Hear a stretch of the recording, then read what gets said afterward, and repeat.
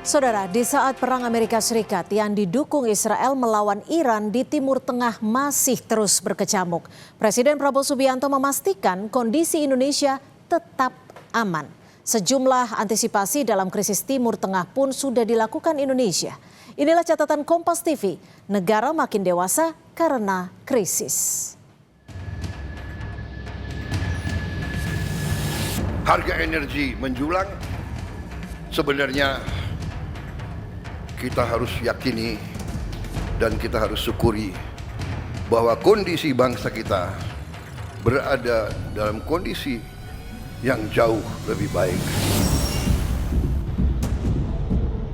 Konflik AS Israel dan Iran yang tak kunjung usai tentu mengguncang stabilitas ekonomi dunia akibat lonjakan harga minyak dunia.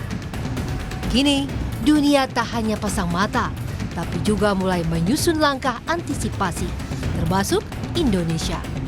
Di tengah ancaman krisis di Timur Tengah, Presiden Prabowo meyakinkan kondisi Indonesia cukup aman dan jauh lebih baik dibanding negara lain.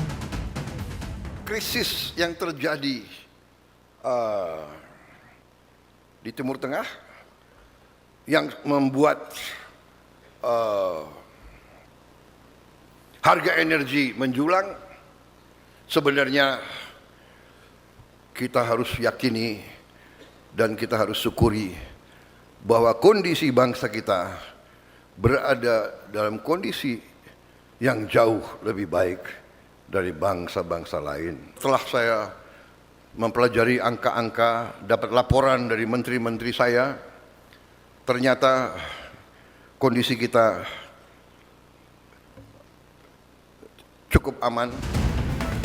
Pemerintah bahkan mengklaim Indonesia sudah melewati krisis pasokan BBM akibat perang Amerika Serikat, Israel dan Iran.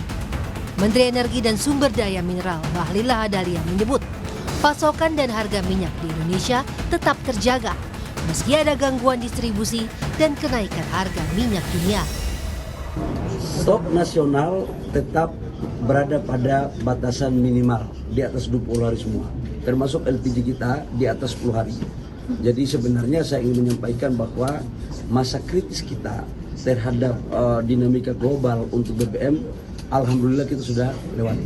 Tetapi sudah barang tentu saya meminta kepada seluruh masyarakat kita harus bijak, arif dalam memakai BBM. Sementara itu, demi mengurangi beban anggaran dan kebutuhan masyarakat terhadap BBM, pemerintah juga menetapkan skenario work from home atau bekerja dari rumah. Untuk ASN, 1 hari dalam seminggu di hari Jumat. Yang A, penerapan work from home bagi ASN, aparat sipil negara di instansi pusat dan daerah yang dilakukan sebanyak 1 hari kerja dalam seminggu, yaitu setiap hari Jumat yang diatur melalui surat edaran dari Menpan RB dan SE Mendagri. Konflik Timur Tengah juga memicu kenaikan harga plastik di tanah air akibat gangguan pasokan nafta.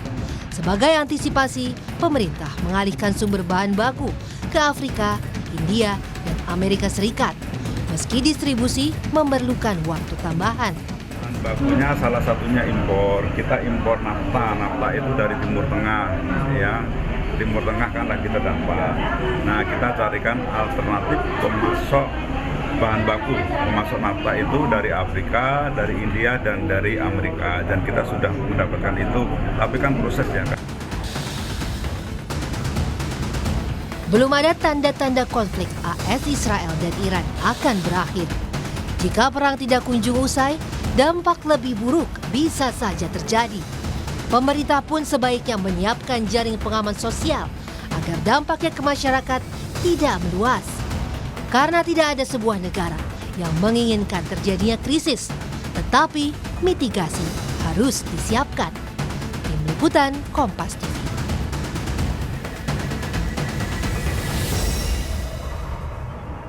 Perang Amerika Serikat yang didukung Israel melawan Iran di Timur Tengah masih terus berkecamuk. Kesepakatan gencatan senjata selama 2 minggu terancam karena Israel membombardir kelompok Hizbullah, sekutu Iran di Lebanon. Selama perang berlangsung, dampaknya sudah terasa di Indonesia.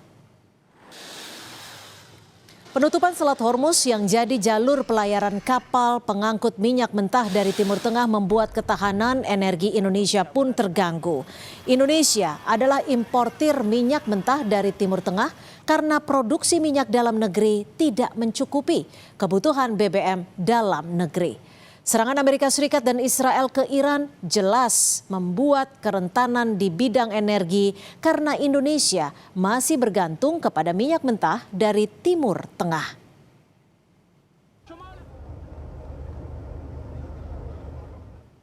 Bayangkan saudara, bila perang terus berlarut, BBM langka dan mahal, apa yang terjadi?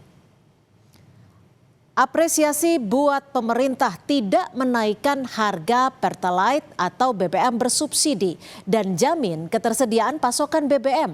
Tapi jangan dikunci sampai di situ. Indonesia butuh solusi permanen untuk memperkuat ketahanan energi agar tidak lagi bergantung kepada situasi eksternal. Langkah-langkah eksplorasi cadangan minyak dan gas baru dalam dan luar negeri wajib dilakukan. Pemerintah harus memperbaiki aturan main dalam investasi energi serta percepat transisi energi.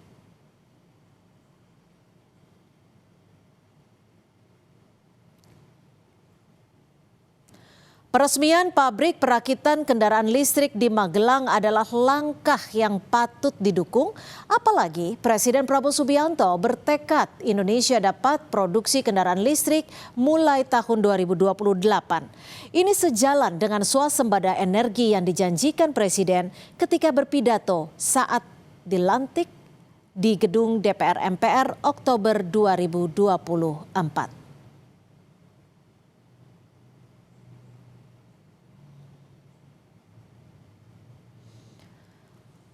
Selain berdampak di bidang energi, serangan perang juga mengakibatkan kenaikan harga sejumlah komoditas seperti pangan, plastik, dan pupuk.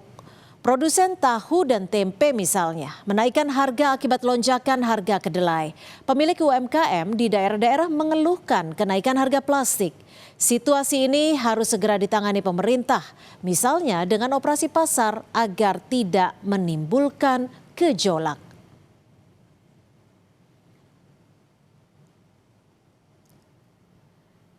Jika perang tidak kunjung usai, dampak lebih buruk bisa saja terjadi. Seperti adanya pemutusan hubungan kerja. Ada baiknya pemerintah menyiapkan jaring pengaman sosial agar korban PHK dapat dikelola dan tidak terpuruk dalam kemiskinan parah. Perang antara Amerika Serikat melawan Iran pasti berdampak, tapi harus seminimal mungkin. Karena itu selain menguatkan ketahanan energi, mengendalikan harga dan menyiapkan jaring pengamanan sosial, pemerintah dan para pihak pun patut jaga situasi politik dalam negeri dan melaksanakan konstitusi secara komprehensif. Tidak boleh ada upaya pembungkaman dan intimidasi kebebasan berpendapat di muka umum. Sebaliknya, segala aspirasi disampaikan sesuai dengan aturan dan mekanisme hukum.